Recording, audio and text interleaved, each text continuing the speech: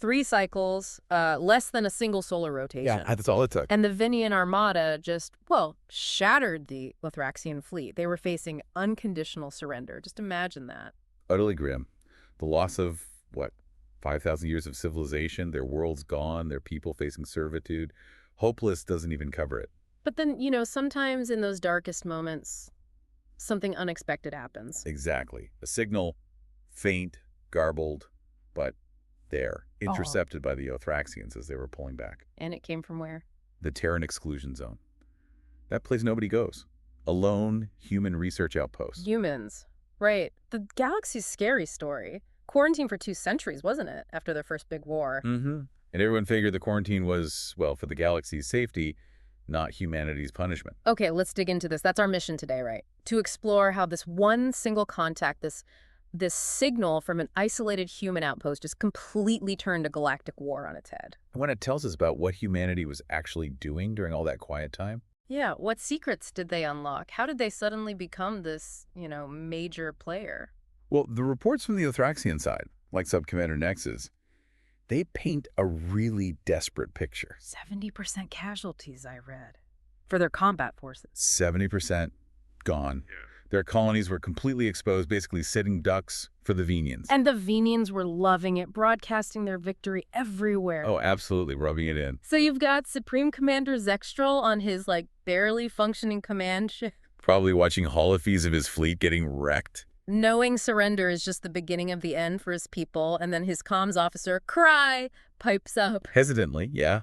Mentions this intercepted signal from a human. Can you imagine the silence on that bridge, like someone just invoked ancient magic or something? Utter disbelief, I'd guess. Humans were practically mythical at that point. And the human presence itself, it wasn't some secret military base, was it? No, that's the fascinating part. It was Dr. Eleanor Reed, a scientist. A scientist. Yep, fully sanctioned by the Galactic Council, the same folks upholding the quarantine. She was there studying stellar phenomena. Okay, so council approved inside the exclusion zone. How long was she there? Just 3 months into an 18-month assignment. Outpost Sigma. But crucially... Let me guess. Good comms equipment. Very good. Powerful enough to reach back to human space. Earth, specifically. Yeah. So this lone scientist studying stars in basically forbidden territory suddenly holds the key to a galactic war. She gets this frantic message right from the Othraxian ship.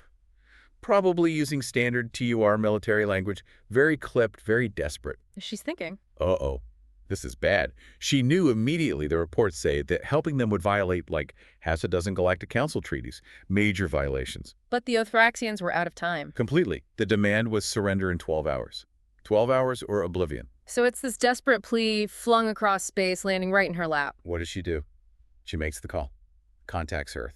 We don't know what was said in that call, but what happened next was, well, game-changing. Oh, yeah. Picture the Vinians, right, celebrating. Victory parties on the command deck. Toasts all around? And then, bam. All their systems, their victory broadcasts, everything gets overridden, hijacked. By an unknown transmission, and on the screen pops Admiral Helena Chen. Earth Defense Force. Yep. Stern face, midnight blue uniform, an insignia nobody recognized. Incomprehensible insignia, the report called it. Tells you how much they knew about humanity, doesn't it? Pretty much nothing. And her message? Ice cold. She basically says, your aggression violates the Third Galactic Peace Accord. The Vinian Admiral must have laughed. Humans, quarantined humans interfering. That was his reaction. Pure arrogance, dismissed her completely. Yeah. But Chen just counters, cool as anything. What'd she say? Something like, the quarantine was mutual, and it can be mutually dissolved. Oh. And then the kicker, she reveals humanity hasn't just been sitting around. They've kept up a, quote, substantial defense force. Uh-huh. And she offers them a demonstration. A demonstration. I like the sound of that. What happens? Chaos on the Venian sensors, weird spatial distortions. Yeah. And then 7 ships just appear. Human ships. Sleek. Smaller than the Venian flagship, but different. Radiating energy signatures they couldn't even read. Unconventional. The Venian tactical officer apparently just stammered, impossible. No one has quantum jump technology. Quantum jump tech. So humanity hadn't just kept up, they'd leaped ahead, way ahead. That's exactly what Admiral Chen implies. Her next line is just Brutal. Yep. We've had 2 centuries of uninterrupted development. While you've been fighting over territory, we've been preparing just in case. Boom. Mic drop. The quarantine wasn't a cage, it was an incubator. Precisely. The galaxy saw isolation as punishment, weakness. They never considered it might be an advantage for focused development. So the Venian Admiral is furious, right? Still trying to play by the old rules, mentioning the council. Yeah, sputtering about protocols, Galactic Council notification. But Chen's already steps ahead. What's the response? She informs him the council has already approved limited intervention as peacekeepers, already done. Peacekeepers! Nice! So the ultimatum. 1 hour. Withdraw from Othraxian space now.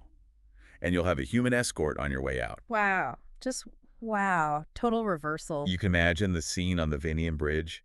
Utter chaos. Their whole worldview, their intel on humanity just shattered. They got it completely wrong. They saw quarantine as proof of weakness, maybe decay. And it was the exact opposite. Meanwhile, back on the Othraxian ship. They must be stunned, watching the unbeatable Vanian armada just power down weapons, start leaving. Disbelief. Nexus reports capture that astonishment perfectly. Their saviors came from the one place no one expected. And then there's that final exchange, isn't there? Between the Othraxian Supreme Commander and Dr. Reed. Yeah, it's quite telling. Zexrel basically asks, how did you react so fast? How did you know? And Reed. She just gives this enigmatic smile, apparently, and says something absolutely chilling. Which was, we've been monitoring galactic affairs all along. The quarantine worked both ways until we were ready. Until we were ready. So it wasn't just about defense, it was planned. A re-entry. On their terms. Her final words really seal it. Let's hear it. The commander asks, ready for what? And Reed says, to rejoin galactic society on our terms. Consider this our formal introduction. Formal introduction delivered by a fleet with impossible tech appearing out of nowhere. Message received, I think. Absolutely. So the big picture here, what you should really take away, is how isolation can be this unpredictable variable. Yeah, everyone thought they knew what humanity was, this contained threat. But that containment, it gave them space. Space to develop in ways nobody anticipated. They leapfrogged established powers because they weren't caught up in the day-to-day galactic squabbles. Their tech advanced radically, maybe because they weren't tied to the sort of incremental progress you see in interconnected societies. It's an incredible turnaround. The Othraxians go from utter despair to salvation, all thanks to this hidden power emerging from the shadows. Triggered by one desperate call from a sub-commander to a lone scientist. Makes you think, doesn't it? So here's the question we want to leave you with. If 2 centuries of isolation allowed humanity to develop this kind of tech, this kind of strategic thinking, in secret, what else have they got? What other surprises are waiting in the wings now that they're rejoining the galaxy, as Dr. Reed put it, on their terms? what does a society look like after 200 years of that kind of focused, isolated development? It really opens up some wild possibilities about what else might be out there, quietly developing. Something to chew on.